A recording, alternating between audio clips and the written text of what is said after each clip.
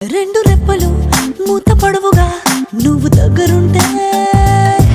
రెండు పెదవులు తెరుచుకోవుగా నువ్వు దూరమైతే, రెండు చేతులు ఊరుకోవుగా నువ్వు పక్కనుంటే, రెండు అడుగులు వెయ్యలేనుగా నువ్వు అందాలంటే, ఇద్దరొక్కటయ్యాక ఒక్క చోట ఉన్నాక రెండు అన్నమాట ఎందుకో, ఒక్కసారి నా చెంతకొచ్చినావు నిన్నింక వదులుకోను